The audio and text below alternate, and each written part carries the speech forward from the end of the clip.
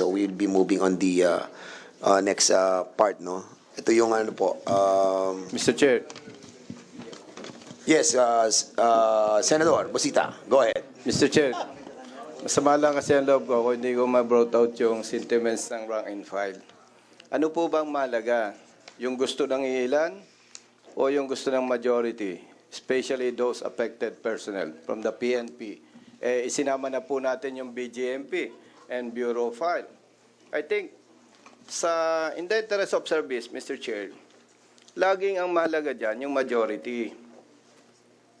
Majority lagi, Mr. Chair. Hindi pwede yung ilan lamang. But of course, I respect the members, my colleagues, and the sponsor of this bill. Gusto ko lang iparating, Mr. Chair, as member of this committee, hindi po ako pabor sa ganon. Dapat lagi ang iniisip natin yung moral and welfare ng marami, especially yung maliliit at mahirap natin mga kababayan. And I know, Mr. Chair, with respect to officers of the PNP present here this afternoon, iilan lang naman ang may gusto niyan eh. Now, we have to protect also the sponsor of this bill. How? Malaki ba ang problema, Mr. Chair? Kung hintayin natin yung tamang survey? So, kung lumabas is yes, majority. So be it.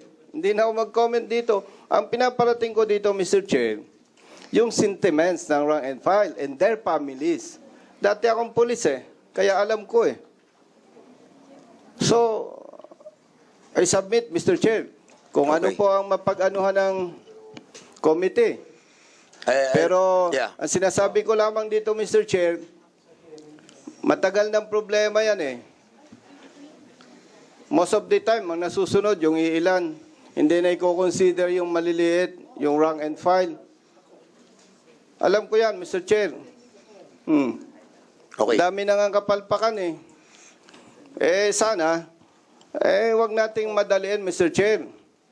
Ang ano ko lang naman, Mr. Chair, is to conduct proper survey. Okay, para lumabas Congressman yung... Busita, with all due respect, Yes, Mr. Chair. Kasi sinasabi mo na minamadali natin. We are not. As a matter of fact, we have discussed this lengthily. In the last year pa natin to, pinag-usapan natin ng mahaba to. Nagkaroon pa tayo ng joint committee hearing with Chairman Salceda, with Congresswoman Perer, and Congressman si Tupas, and myself, in order to really dissect every provision of the MUP bill, wherein we have approved the compulsory retirement. And we have invited a lot of resource persons. And as a matter of fact, Congressman Busita, the House approved this compulsory retirement of 57. We approved in the plenary. And at the same time, the Senate approved it as well. Now, you are questioning the sentiments of the PNP organization. Yes. We have invited a lot of junior officers who are here today. So, basically, I think the thing that we have to do right now is to try to find out from themselves, kung ano talaga yung sentimiento ng ating mga junior officials. So, andito sila. Mr. Chair. Sino yung mga junior official na narito right now? Mr. Chair, if I may. Yes. Mr. Chair, galing ako sa PNP.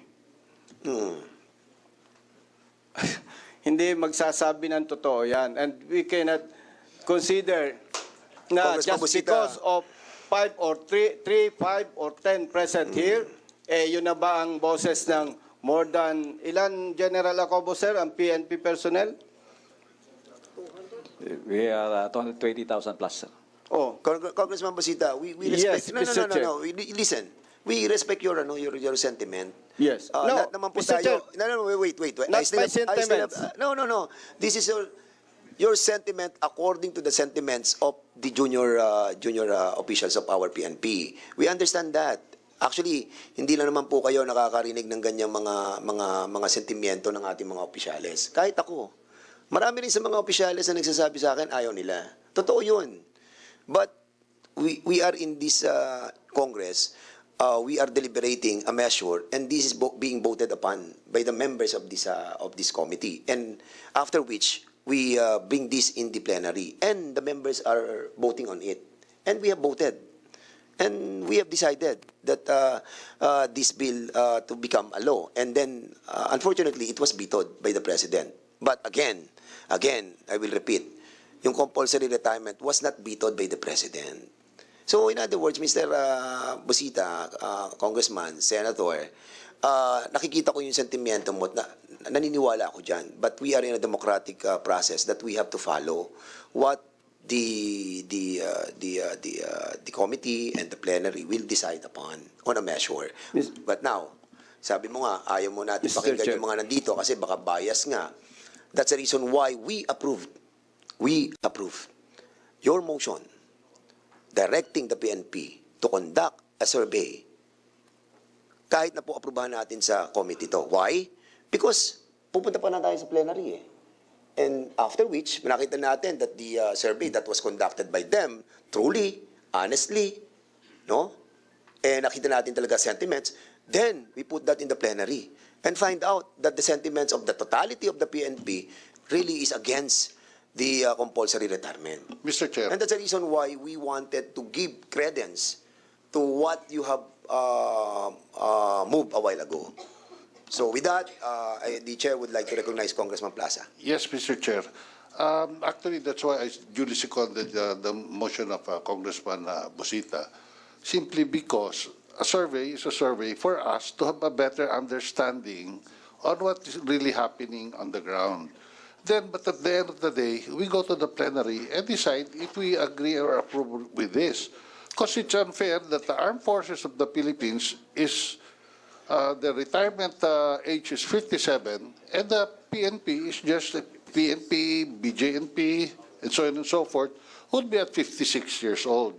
Well, in fact, during the 18th Congress, 59 pa nga yung suggest namin na ang retirement age, most especially, I think there's a law already that once the Chief of Staff is assigned before the age of 57, 3 years ang minimum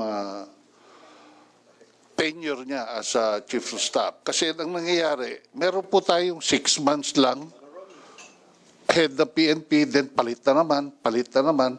Short term, ang nangyayaring, here is Congressman Acop.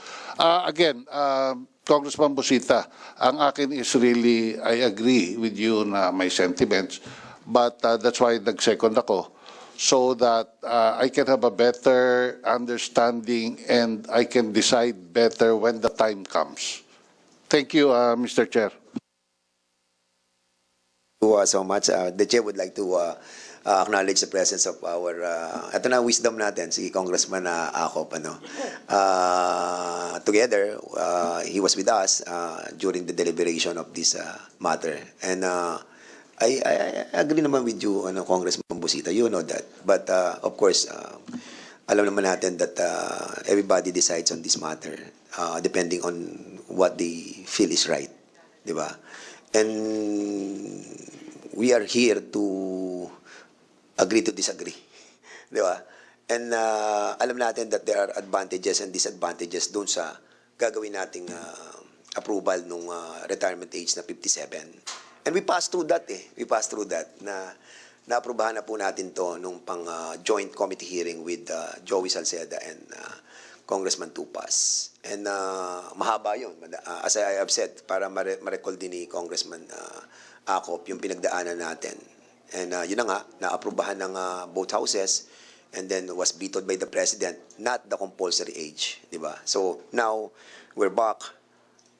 Tama yun, kasi nga yung AFP ay 57 na sila. So ito lang siguro yung wisdom ni Speaker at yung other authors na maisabay yung sa DILG family. And I think with this, we can move on, no? And try to finalize these amendments that we propose on the measure that was authored by the Speaker. After all, we still have the plenary. And then we can question the survey that was conducted by them. with regard to this issue that you were raising a while ago. Totoo ba yung survey? May basihan ba yung survey?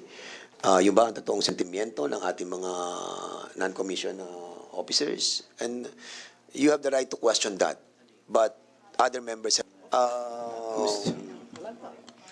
So there was a motion by Congressman Plaza that the amendment on the BFP and the BJMP, so to be included in the measure that was adopted. So we'll go doon sa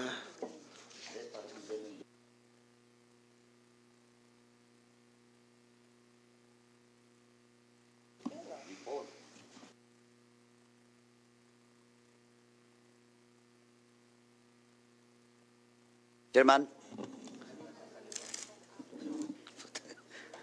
Sige, okay. Chairman. Congressman Paduano is recognized. Thank you, Chairman. Anyway, just to be fair to everyone, no, especially to the motion that was made and duly seconded by Congressman Senator Busita. Mr. Chairman, can we direct the PNP to submit the result before the bill goes to the plenary for second reading? Kasi after this, dadaan pa naman to sa rules, no? Maybe next week. Kaya na ba, Jen, next week? Before we tackle this bill in the plenary for second reading. Mr. Yes, Chair, Mr. if Chair. I may, Congressman Paduano, sir, Go if I ahead, may. Congressman Busita. Go ahead. By the way, Mr. Chair, gusto ko lang pong i-remind ang PNP na yung motion ko po kanina, yung survey under the supervision of the NAPOLCOM. Hindi po yung kanilang sinasabing survey, Mr. Chair.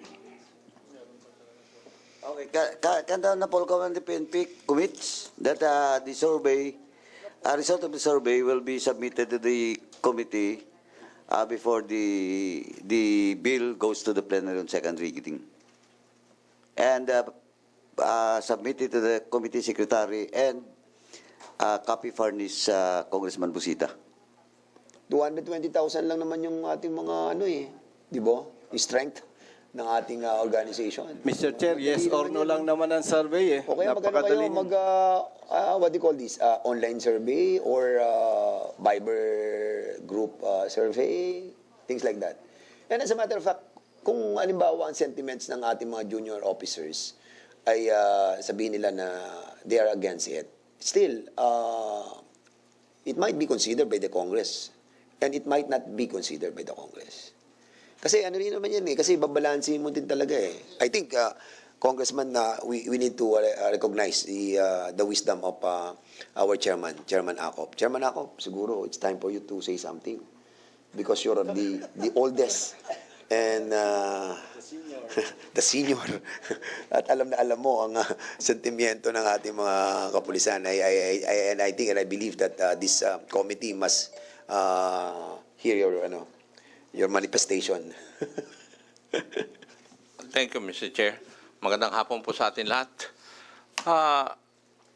The way I understand it is that the Honorable Busita, soon to be Senator, ay nag-object dun sa 57 years. Would that be correct? No, Mr. Chair. Ang gusto ko lang po, yung sentiments ng rank and file ay may consider. Kasi, Mr. Chair, nung nasa service pa ako, napag-usapan na po yan eh. And majority of them, hindi pabor dyan. And yesterday, Mr. Chair, when I received the notice, ang dami kong tinawagan, lahat po sila, hindi po mapabor. Ang motion ko lang, Mr. Chair, is to conduct survey under the supervision of NAPOLCOM so that yung interest, Mr. Chair, ng rank and file, ay may consider natin. Kasi po, ang interest ng, ang wisdom ng sponsor is to protect the moral and welfare of PNP personnel. Paano naman, Mr. Chair, kung contrary doon sa wisdom ng sponsor, yung magiging result nito. And ang tinitingnan po natin dyan, not only the personnel of the PNP, but their families, to include the BJMP and the BFP. Bakit po natin mas bibigyan ng weight yung, with respect to our colleagues and the other personnel na pabor dito, dapat po, Mr. Chair, ay consider natin yung moral and welfare ng personnel, hindi yung interest ng iilan. Again, Mr. Chair, personally, hindi ako against dito. Ang gusto ko lang, Mr. Chair, na iparating sa Honorable Committee and the sponsor yung sentiments ng rank and file. So, Mr. Chair, kung after the survey, ang lumabas po is majority is yes, so be it. No comment na po ako. Yun lamang po, Mr. Chair. Thank you. Thank you, Your Honor, Mr. Chair. May I ask NAPOLCOM, have you conducted a survey? For the NAPOLCOM, Mr. Chair, we have not conducted the survey. You have not. Yes, Mr. Chair. How about the Philippine National Police? Have you conducted a survey? For the Philippine National Police, Mr. Chair, we are starting to conduct a survey. Hindi pa po natapos. But you must remember that the motion of the Honorable Busita is that the survey will be supervised by NAPOLCOM. We take note of that, Mr. Chair, so we will compare with NAPOLCOM on the type of survey that will be made, Mr. Chair. Now, doon sa reklamo ng mga underclass, may know the underlying logic behind their nonconformity with this provision to increase the retirement age of uniformed personnel of the Philippine National Police from 56 to 57. Ano kaya ang sentimiento ng mga junior officers? Mr. Chair, ang isa po sa sentimento nila, sinasabi nila na ang mga may gusto lamang po nito ay yung mga officers na sabihin nating ano ba tawag dito? Yung kasi we cannot deny, Mr. Chair, there are officers na talagang sabi nga, pag nakalinya ka, maswerte ka. Pag simple ka, kahit nagtatrabaho ka ng maayos, second class ka. Isa po yan. Pangalawa, Mr. Chair, sabi nila, especially yung intelligence personnel, and personnel assigned in intelligence and operations and police station, Mr. Chair, hindi normal ang trabaho ng police, Mr. Chair. We all know that. So, unlike other personnel ng ibang agency, medyo relax, pero sa police, iba po yan eh. So, ibig sabihin, Mr. Chair, ang gusto nila, yung bang, kumbaga, Mr. Chair, satisfied na sila doon sa retirement age na 56 eh. Hindi na po sila interesado na mag-57 pa. At some of them, alam naman po natin, Mr. Chair, magre-retire na lang, madidisgrasya pa. So, marami pong sentiments. Ito po ay pinaparating ko lang on behalf of the rank and file personnel from the PNP, Mr. Chair.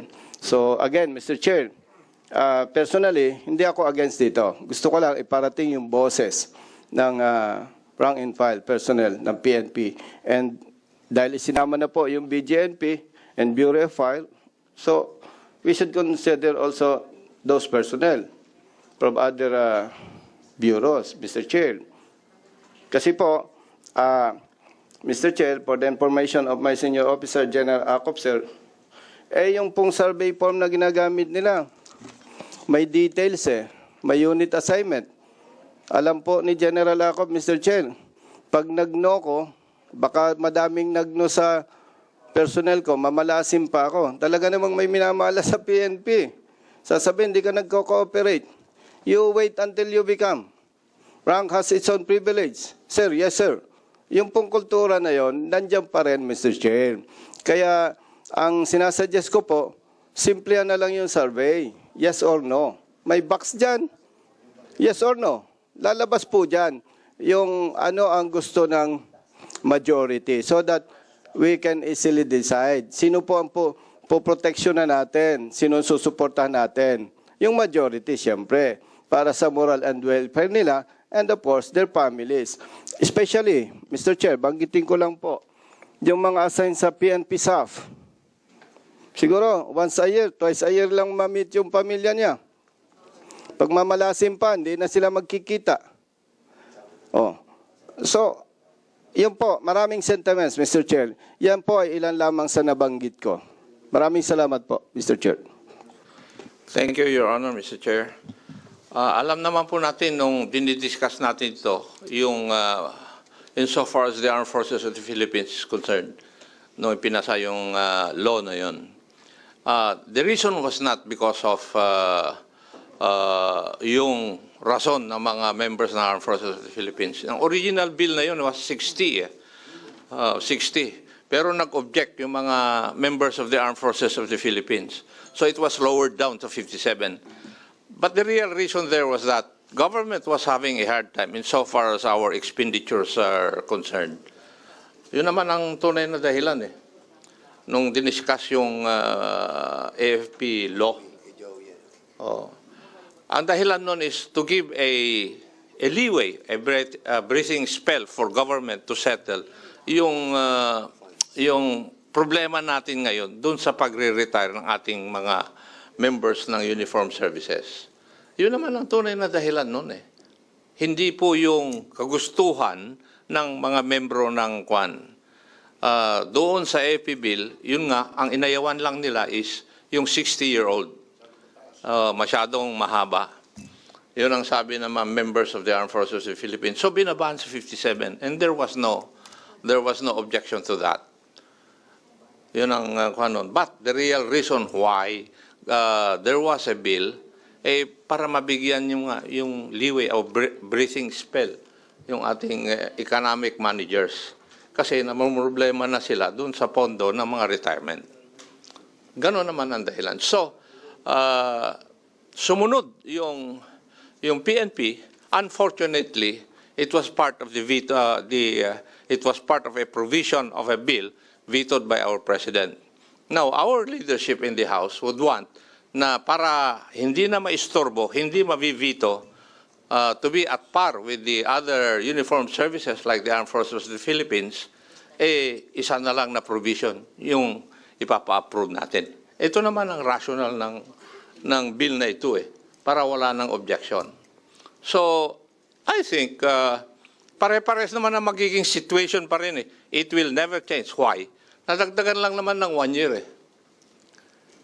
Di ba? Yung sinasabi ni Honorable Busita ng mga problema, it would still be there. Wala namang karapatan na maaalis sa bawat uniform service. Di ba? Wala.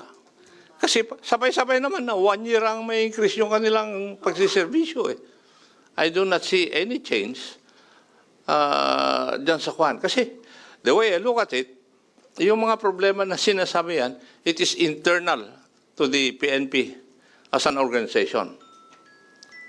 So depende sa NAPOLCOM at saka leadership ng Philippine National Police kung paano nyo sosolvin yung mga problema. Di ba ganun? Now, if the Honorable Busita is very aggressive insofar as the conduct of a survey is concerned, may I know from NAPOLCOM and the police, how long would that survey take?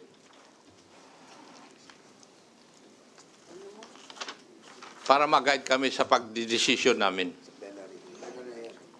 Mr. Chair, with strength of almost 226,998, siguro, sir, less than a week, sir. Mga ganun po, sir. Mga less than a week. Less than a week. Less than a week. Yes, sir. That's possible. I Yes, mean, organized naman kayo by station, by region, by provincial. I sir. think you can have a easy access for the survey to be conducted Yes, sir. and supervised by the NAPOLCOM. With the supervision of the NAPOLCOM, sir. Will that Sir. suffice the query of Congressman Abad? No, would NAPOLCOM be agreeable to that? Kasi kayo po ang magsusupervise Yes, Mr. Chair, we will comply. I believe that we can validate the survey by doing some sampling lang po and some random checks. So- I think it is not feasible for us to validate the whole survey, but we can do some sampling to validate if certain stations are accurate insofar as the survey submitted by the PNP is concerned. Thank you, Vice Chair. So, the question now, Mr. Chair, is this. Do we have time to pass the bill if we give 1 week to the NAPOLCOM and the PNP to conduct the survey? So we have like 9 session days. We still have 8 na lang. 6 na lang. I don't think so. So that's the reason why we need to decide on the approval of the bill, no? Yeah. So today is Tuesday, tomorrow is Wednesday. Approve natin, punta po to sa APRO, then most likely Wednesday plenary. So that's the status nung bill na to. And I'm not sure kung well anyway, Mr. Chair, yes, Congressman. I don't think this will pass the Committee on Appropriation because there's no funding provision insofar as the bill is concerned. Yeah. So it will not pass through the Committee on Appropriations. So if we can get the result by Tuesday next week, then we should have a hearing on Tuesday Yeah, correct. and approve maybe the bill. Yes. If it favors the approval. The result favors the approval. 1 minute suspension.